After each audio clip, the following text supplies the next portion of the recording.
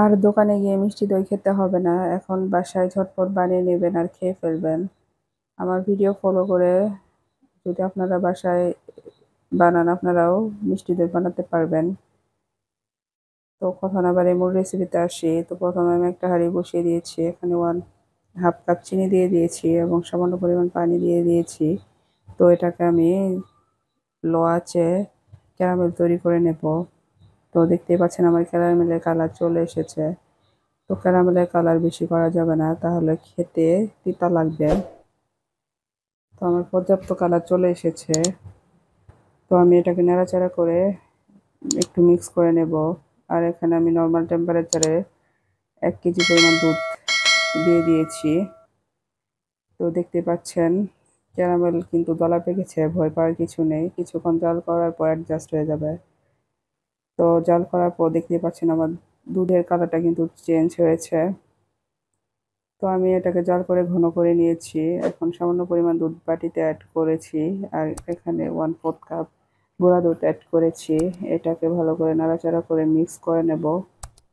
আর এখন এটাকে ঢেলে দেব এবং নাড়াচাড়া করে আরো 2 মিনিট জাল করে নেব।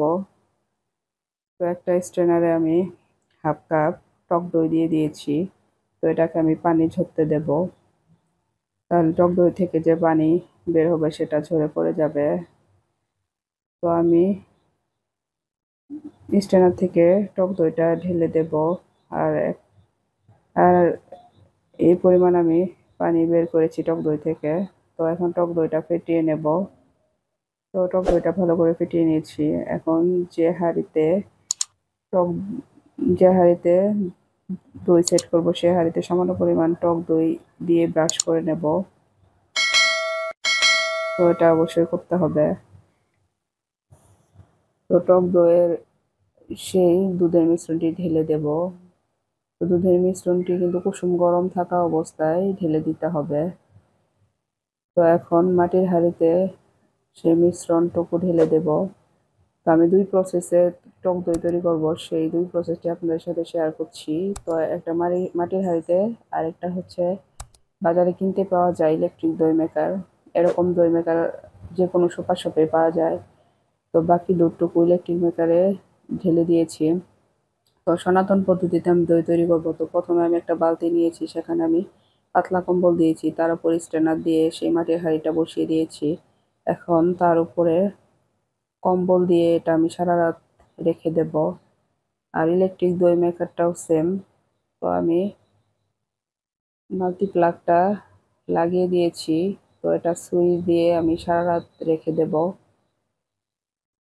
তো সারা রাত রেখে দেওয়ার পর আমি 1 ঘন্টা নর্মাল ফ্রিজে রেখেছি।